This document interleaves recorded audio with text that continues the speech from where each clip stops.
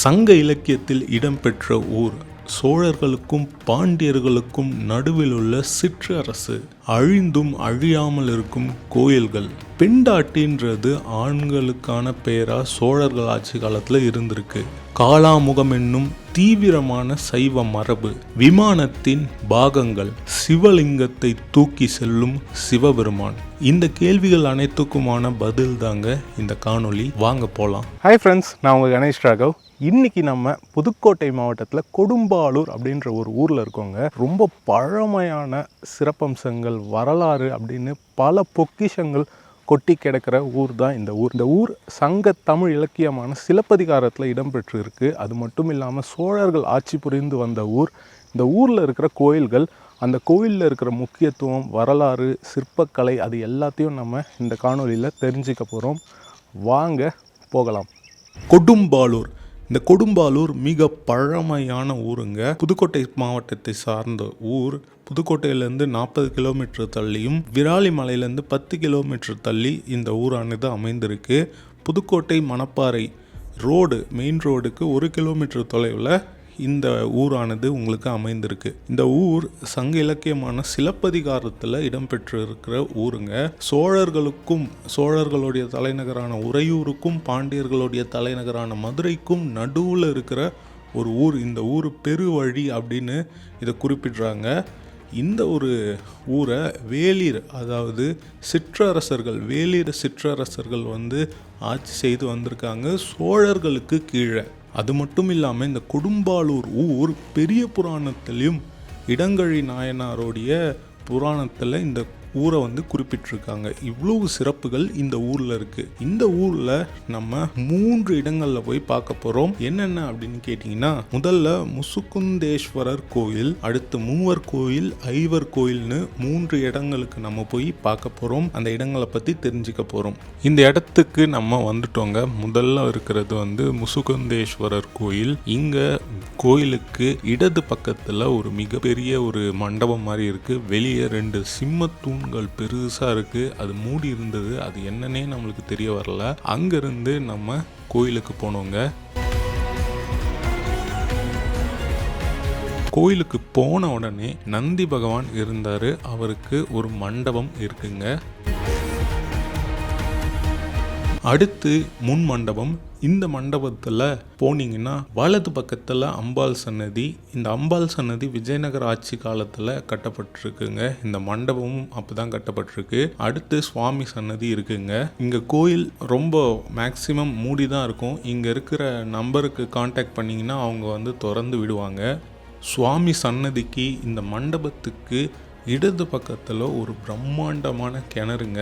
ரொம்ப வித்தியாசமாக இருந்தது. இந்த இடத்துல ஒரு பிரம்மாண்டமான கிணறு இருக்கிறது. அடுத்து இந்த கோவிலை சுற்றி நாங்கள் வலம் வந்தோம்.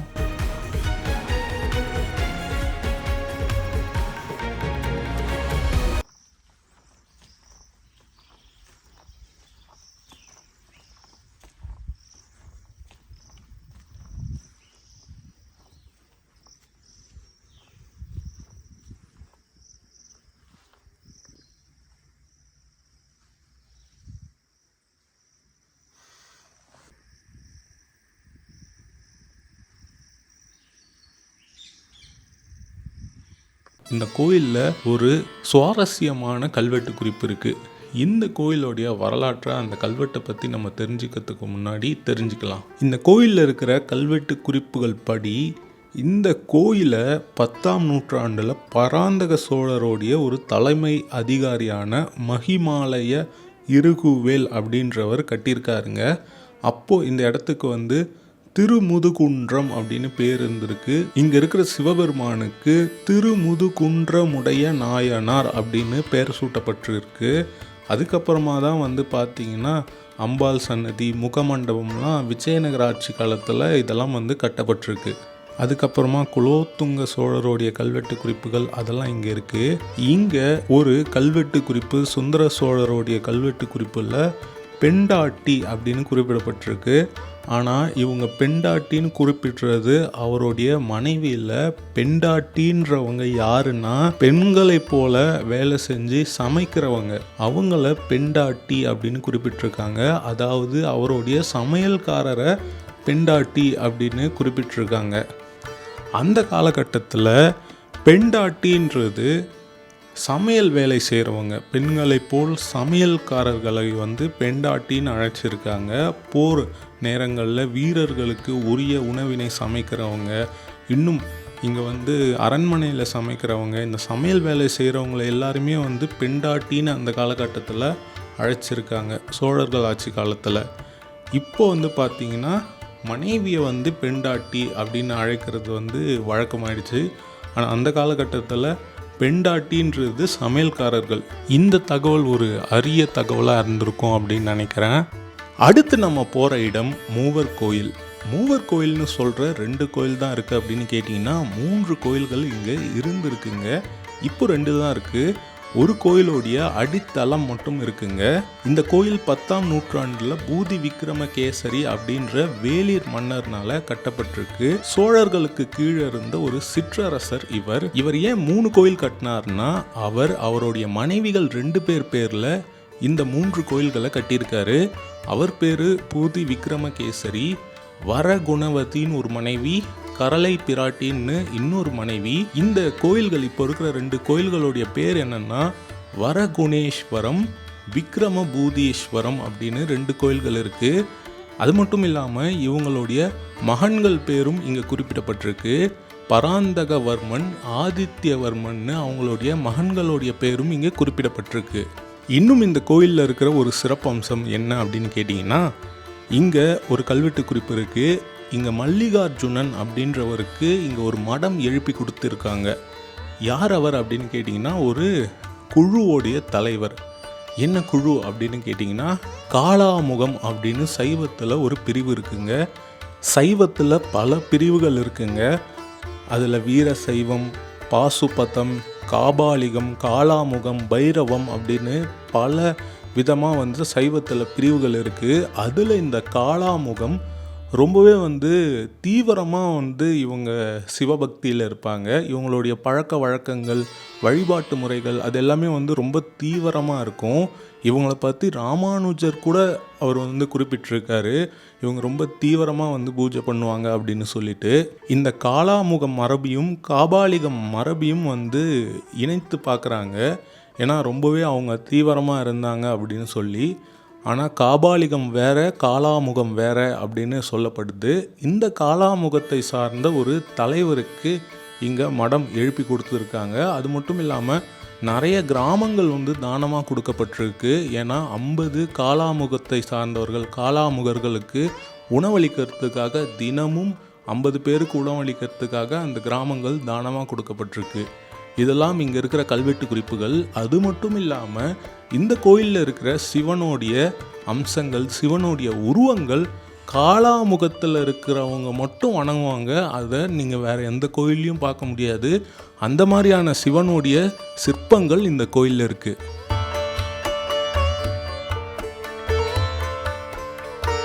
இங்கே முதல் கோயிலில் மட்டும் சிவலிங்கம் இருக்குங்க.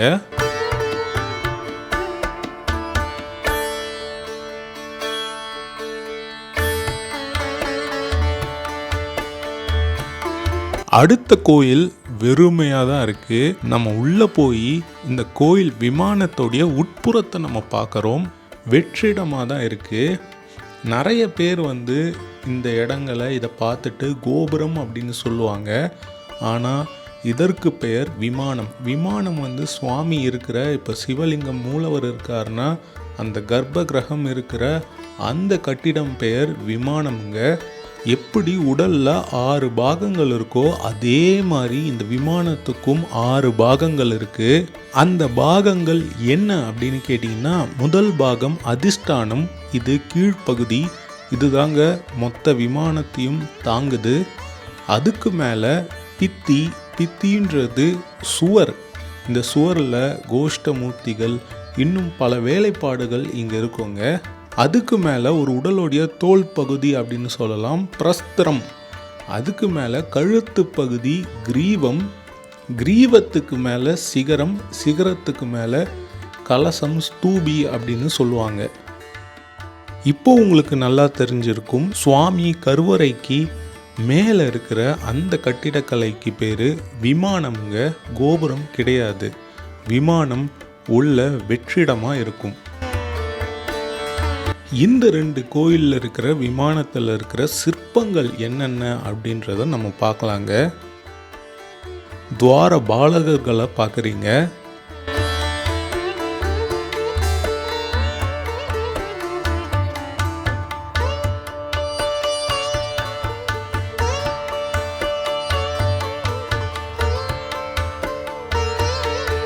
சுவர் தூண்களில் இருக்கிற இந்த வேலைப்பாடோடைய பெயர் மாலை தொங்கல்ங்க.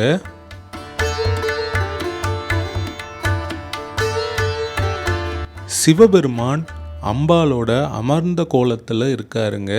உமா மகேஸ்வரர் அப்படின்னு இவர் அழைப்பாங்க. இந்த சிற்பம் நமக்கு ஓரளவுக்கு தெளிவாக தெரியல. 4 கரங்களோட ரொம்ப சாதுவாக காட்சி தரதுனால சந்திரசேகரராக இருக்கலாம். சிவன் பார்வதி நின்ற கோலத்தில் இருக்காங்க. இந்த எல்லா சிற்பங்களுக்கு பக்கத்துலேயும் 2 பக்கத்துலேயும் சாமரம் வீசுகிற பெண்கள் நீங்கள் பார்க்கலாம்.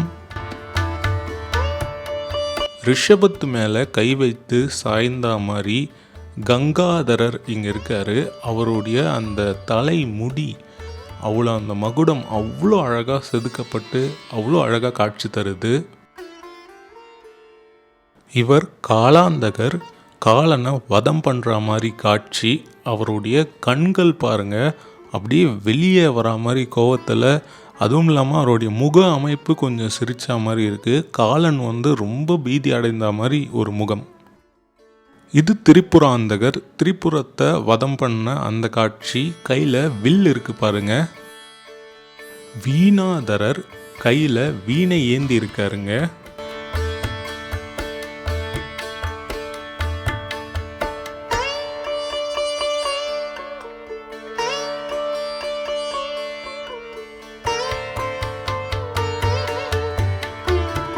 நடராஜர் நாட்டியம் ஆடிட்டு இருக்காரு.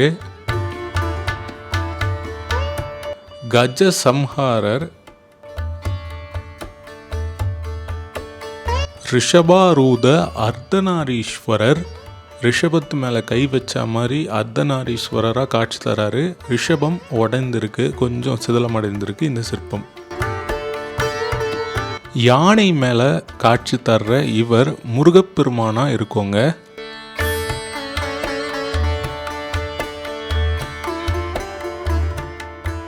நீங்கள் இப்போ பார்க்குற இந்த சிற்பம் ரொம்ப ரொம்ப ரொம்ப ரொம்ப அரிதான ஒரு சிற்பம் அப்படின்னு சொல்லணுங்க. ஒரு சில இடங்களில் தான் நீங்கள் இந்த சிவபெருமானோடைய மூர்த்தியை பார்க்க முடியும். இவர் அமர்ந்தா மாதிரி ரிஷபத்து மேலே சாஞ்சி மேலே அவருடைய தோளில் சிவலிங்கத்தை தூக்கினா மாதிரி ஒரு சிவபெருமான். இவரை பாரா சிவன் அப்படின்னு அழைக்கிறாங்க. இந்த சிவபெருமான் காலாமுகத்தோடைய ஒரு அம்சம், காலாமுகத்தோடையே அவங்க வழிபடுற ஒரு சிவபெருமான் அப்படின்னு சொல்லணுங்க. இந்த சிவபெருமானை நீங்கள் பார்க்குறது ரொம்பவே அரிதான விஷயம்ங்க. பாருங்கள், சிவனே அவருடைய சிவலிங்கத்தை தூக்கி வச்சிட்ருக்காரு. இதெல்லாம் தாங்க இந்த மூவர் கோயிலில் இருக்கிற சிற்பங்கள், வேலைப்பாடுகள், அது எல்லாமே இது. அடுத்து ஐவர் கோயிலுக்கு நம்ம போக போகிறோம். இந்த ஐவர் கோயில் முற்றிலுமாக அழிந்துச்சுங்க.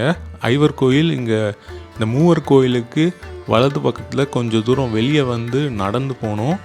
இந்த ஐவர் கோயில் ரொம்பவே மொத்தமாக கட்டிடமே இல்லாமல் வெறும் அடித்தளம் மட்டும் இருக்குங்க.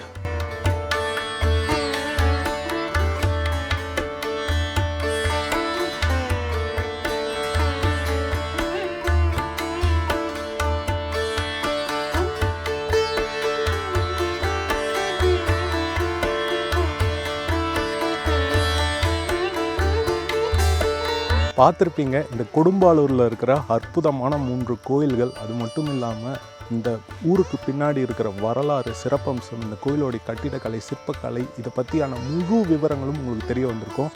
இப்போது இந்த ஒரு காணொளி உங்களுக்கு பயனுள்ள காணொளியாக இங்கே வந்தீங்கன்னா நீங்கள் எதெல்லாம் பார்க்கணுன்றதை உங்களுக்கு தெரியப்படுத்தியிருக்கோம். இப்போ நான் இந்த காணொலியை இங்கே முடிச்சுக்கிறேன். இதே மாதிரி இன்னொரு நல்ல காணொலியில் நல்ல கோயிலில் நான் உங்களை சந்திக்கிறேன். Bye from Ganesh Raghav friends. By.